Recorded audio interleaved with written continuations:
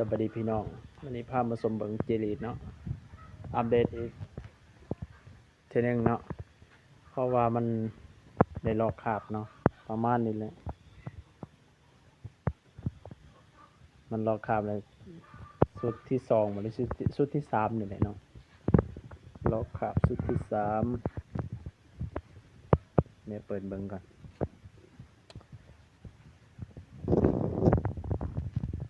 โอ้กินเก่งว่ะเกี่ยงเลย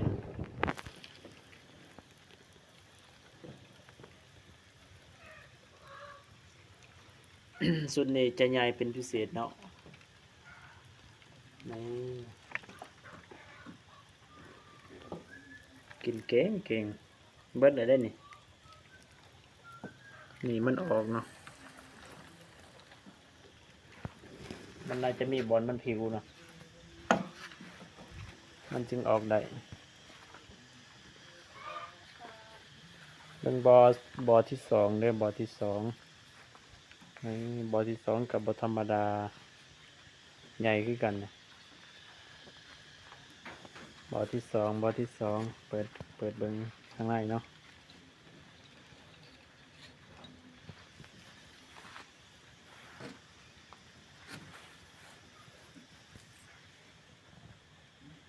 ตัวนี้วันนี้พอใส่หัวอาหารตอนเสาร์เนาะเบิดเลยเนาะ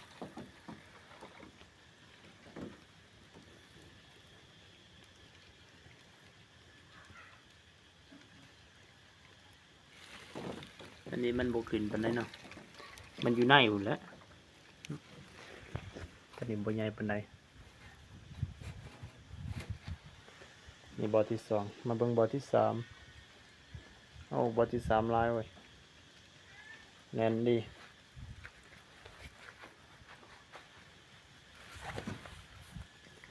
นี่เบิ่งน้ำกันเลยเนาะบอที่สามบอใหญ่เนี่ยมันบอน้อยๆนี่บอที่สามป้าถูกมันลงกินอยู่ลมเนาะสีดำๆนี่มันสีดำๆนี่มันอันนี้ขาบมันเนาะมันเราขาบเนาะลายบอลนี่ลายเพราะว่าเพิ่นร่องไข่สองเถื่อเนาะมันก็ลายนี่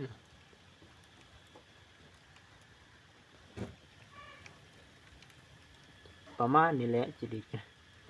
นี่บอท่านใหญ่อีกประมาณทิศนึงนี่มันจะได้รอคาบอีกนี่พึบยังหลายกว่าเก่าเนาะเพราะว่ามันใหญ่เดี๋ยวมันเป็นคือลายเนาะนี่กัดกันเลยนี่ฮะนะมันแน่นลายกับบอดี้เนาะมันกัดกินกันเองนั่นแหละมันได้ลายกว่าโมในบรรดาสามบอน้อยสุดก็เป็นบอตัวนี้นะบอตัวนี้ก็เป็นบอแรกเนาะครับแต่ว่าตัวนี้กับตัวนี้อันรุ่นเดียวกันเนาะจีดีแต่ว่าตัวนี้รุ่นสุดท้ายเนาะแต่ว่าลายกว่าโมสองเทือรองใครก็ใส่บอเดียวเนาะประมาณนี้แหละพี่น้องทำผสมเบิงจิลิบอสมนี้ก็ยังสียานี่เนาะบอทันได้ยาการมองมันเป็นปองเป็นหูเนาะกับบอตัวนั้นเดี๋ยวสิเสริมอีกบอหนึ่งเนาะเบื้องนั้นเนาะแต่ว่าเอาบอสมนี้มันแล้วก่อนเสริมอีกบอหนึ่งเบื้องนั้นเบื้องนี้ก็เสริมได้บอหนึ่งบอใหญ่เนาะแต่ว่าบางทีก็สิบ่ได้เสริมเนาะเพราะว่าสิเฮ็ดห่านมองไหวเครื่องเนาะเฮ็ดห่านมองไหวเครื่องไหวแตะไข่เนาะ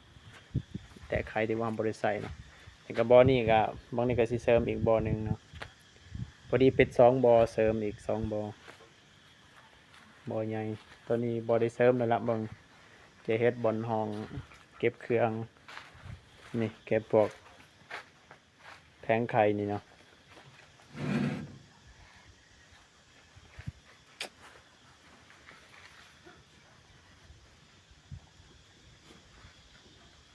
ตอนแรกโค้งเฮือนนี่กับว่าสิเฮ็ดโค้งเฮือนไก่เนาะโค้งเฮือนไก่ตีแต่ว่าโค้งเฮือนตอนนั้นมันอันนี้นะมันย่อยเนาะ เวลาฝนตกมันย่อยแล้วก็เฮาใส่บอจิลีสนี่มันย่อยลงนี่แม่งอันนี้เนาะแผ่นเหลี่ยมเนาะมันแผ่นบอสนี่นะมันก็สิเปื่อยเนาะมันก็สิหักสิเพเฮาก็บ่ได้ใช้งานดนเนาะก็เลยเปลี่ยนเอาบอจิลีสยกมาไว้นี้เนาะแล้วตัวนั้นสิเฮ็ดเป็นอันคอไก่แทนเนาะตอนแรกก็ตั้งใจว่าสิเฮ็ดตัวนี้แหละคอไก่ตีน แต่ว่าสภาพโครงเรือนมันบ่อำนวยให้เนาะก็เลยย้ายมาผี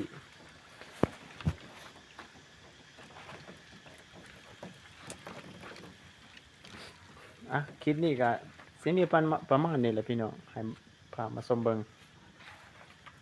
ฝากกดไลค์กดติดตามเด้อคือรับชมคลิป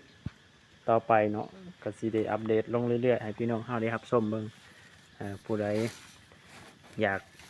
มีอาชีพเสริมเนาะก็สามารถเฮ็ดได้แบบนี้เนาะเป็นอาชีพเสริมหรือว่าเฮ็ดเป็นอาชีพหลักก็ได้เนาะแต่ถ้าหากว่ามันอำนวยความสะดวกให้เนาะ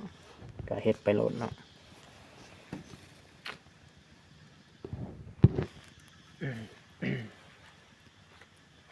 คลิปนี้ก็ซ้ำนี้แหละพี่น้อง